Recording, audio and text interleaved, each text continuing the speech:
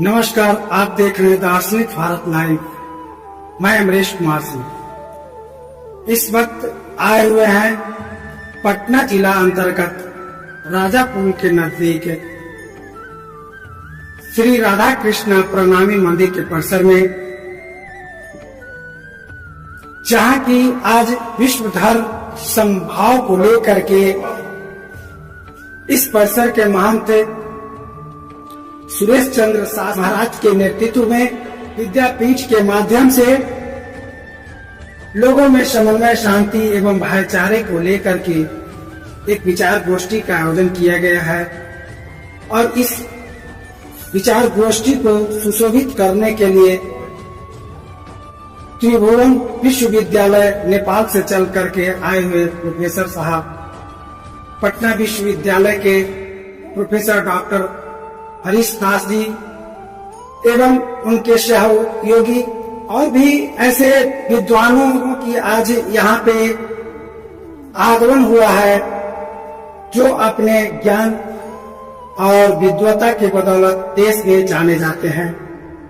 आइए आज के विशेष आयोजन को लेकर क्या है सर्वधर्म समभाव दृष्टि, सर्वप्रथम इस कार्यक्रम के बारे में हम यहाँ के आयोजक एवं महंत सुरेश चंद्र शास्त्री जी महाराज जी से जानना चाहेंगे। महाराज जी बताइए, क्या है आज का कार्यक्रम? राधा कृष्ण प्रणामी मंदिर परमहंस पीठ सत्संग धाम न्याय समिति द्वारा महामती प्राणनाथ विद्यापीठ का स्थापना पूर्व में हुआ है, जहाँ पर वर्तमान में धर्म संबंधित पठन पाठन, योग, प्राणायाम और भागवत गीता जनरल नॉलेज का अध्ययन कराए जाते इस पीठ के द्वारा। इसमें आज अंतर्राष्ट्रीय विश्वविद्यालय अंतर्राष्ट्रीय सेमिनार प्राणनाथ जी के विषय पर रखा गया, जिसमें हमारे बीच में मुख्य अतिथि तौर पर त्रिभुवन विश्वविद्यालय काठमांडू से प्रोफेसर कमल खनाल जी पधारे। पटना विश्वविद्यालय से प्रोफेसर। इस कार्यक्रम का क्या उद्देश्य है? और इसमें कुछ बिहारी प्रोफेसर सभी, इनका सुख शीतल करो संसार। प्राणनाथ जी का लक्ष्य था एक सारे दुनिया को शांति की कामना। जिस समय में मुगल शासक था, उनको एकजुट संभाव सभी को एक साथ लेकर राष्ट्र की उन्नति, समाज की उन्नति और प्रेमचारी का संदेश प्राणनाथ जी ने दिया। इसी विषय के लेकर हमारे सभी विद्वान लोग आज आए हैं। हम सबको अभिवादन करते हैं। विश्वविद्यालय के प्रोफेसर और प्रसिद्ध सदगुरु कबीर के ज्ञान से भरपूर लबालब है।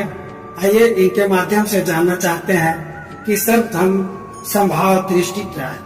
आज का जो कार्यक्रम था महामती प्राणनाथ विद्यापीठ के अंतर्गत संगोष्ठी, इसमें सर्वधर्म समभाव की चर्चा की गई महामती प्राणनाथ जी की वाणियों को लेकर। और वाकई महामती प्राणनाथ जी चाहते थे कि पूरा जो मानव है वो मानव समाज एक साथ रहे, उसमें धर्म कहीं आड़े ना आए। क्योंकि जब भगवान एक है तो मानव को भी भगवान को लेकर, ईश्वर को लेकर अलग अलग नहीं होना चाहिए। भले उसका नाम हम अलग अलग कर सकते हैं, लेकिन सारे धर्मों का सार एक है, सारे धर्मों का लक्ष्य एक है, सारे धर्मों का मर्म एक है, सारे धर्म का मार्ग एक है। तो फिर सर्वधर्म समभाव ये एक ऐसा रास्ता है, इस रास्ते पे चलकर हम अपने लक्ष्य को प्राप्त कर सकते हैं और इस मानवता को एक नया उपहार। आज के कार्यक्रम के मुख्य अतिथि आप हैं सर, क्या संदेश देना चाहेंगे? जी, आज बहुत सुंदर कार्यक्रम यहाँ पर हुआ प्राणनाथ जी के बारे में, और उनका सिद्धांत था जो सर्वधर्म समभाव का वाला सिद्धांत, उसके विषय में केंद्रित रहकर यहाँ पर बहुत अच्छा कार्यक्रम हुआ।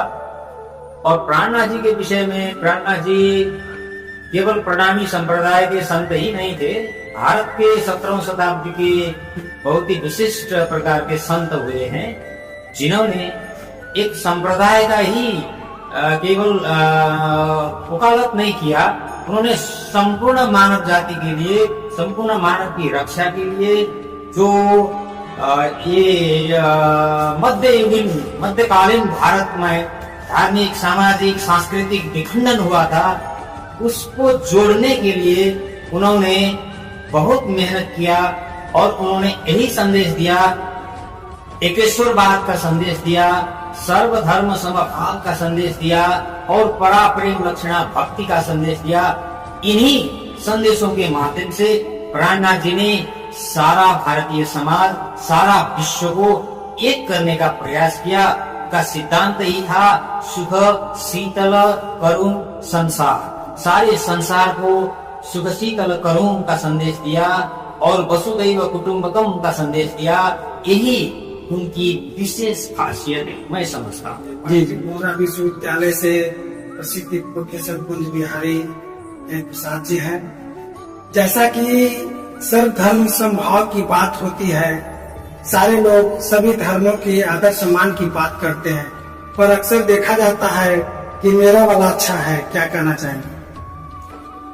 आज की संगोष्ठी में टॉपिक था वह सर्वधर्म समभाव के माध्यम से प्राणनाथ स्वामी ने यह पूरे विश्व को संदेश देने का प्रयास किया।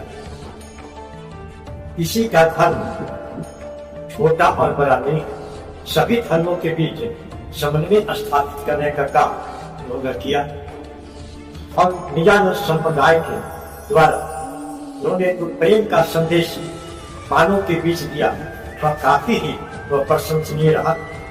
युगल काल के बीच समाज में जो विषमता फैली हुई थी, उस विषमता को दूर करने का उन्होंने प्रयास किया है। उनका मूल स्वरूप जो एक ग्रंथ के रूप में आता है वह है तारतम सागर, जो कुलदम स्वरूप के नाम से जाने जाते हैं, जो जिसका भाव जो है वह सभी धर्मों को एक साथ जोड़ने का प्रयास किया गया है। मानवतावादी सिद्धांत को लेकर उन्होंने जो संदेश दिया है और धर्मों के बीच जो आपस में वैमनस्य था उसको दूर करने के लिए उन्होंने कुंभ मेला के अंतर्गत सभी धर्मों के बीच जो है जो खटपट चल रहा था उसको एक जोड़ने का प्रयास किया है। इस माध्यम से पूरे शीतल तनु कैसे संसार उन्होंने जो संदेश दिया है वह काफी सराहनीय है और इस तरह के कार्यक्रम के माध्यम से हमें काफी ही जो विषमताएं समाज में है वह दूर होने की संभावना रहेगी और एक नैतिकता की बात जो है इसके माध्यम से हमारे नवयुवकों को आने वाला समय काफी ही लाभदायक है। प्रणामी समाज के संगठनकर्ता के रूप में जाने जाते हैं, क्या कहना चाहेंगे? धन्यवाद। सर्वधर्म समन्वय के माध्यम में प्राणनाथ जी के विश्व को सुख शीतल करुण संसार पसरसी 14 घुमन के उद्घोष के साथ सारा विश्व को एक करने के लिए अपने हर जगह हर मजहब में जाकर सबको एक सूत्र में बांधने का जो प्रयास किया वही सबसे बड़ा उनका धर्म का मर्म है और शीतलता है। सभी को मानव, केवल मानव को नहीं, जितने भी जलचर थलचर अभयचर सभी हैं, सभी एक परमात्मा के अंश हैं और एक अंश को एक भाईचारा के रूप में अगर एकत्रित किया जाए तो सब में एक भाव रहेगा और सुख शीतल करुण संसार की उद्देश्य को प्राप्त करने में अपने आप को प्राप्ति मिलेगा। यही संदेश श्री प्राणनाथ जी ने दिया। न हिंदू बनाया न मुसलमान बनाया, खुदा ने सिर्फ इंसान बनाया। जन्म लेते ही पड़ गए जंजाल मजहब के, कानून दिए गूंजने लगे ख्याल मजहब के। इन्हीं ख्यालों ने इंसान को हैवान बनाया। आज इसी विषय के संदर्भ को लेकर राजापुर अवस्थित कृष्णपुर नामी मंदिर के परिसर में विद्वानों का आगमन हुआ और उन्होंने अपने संक्षिप्त संदेशों में विश्व मानवता और भाईचारे का जो संदेश दिया, जो जात पात छुआछूत और धर्म से ऊपर उठ करके जो गंभीर चिंतन मनन किया गया उसका दिखाने का प्रयास करते हैं। इसी तरह से बने रहे हमारे खबरों के साथ। जय हिंद, जय भारत।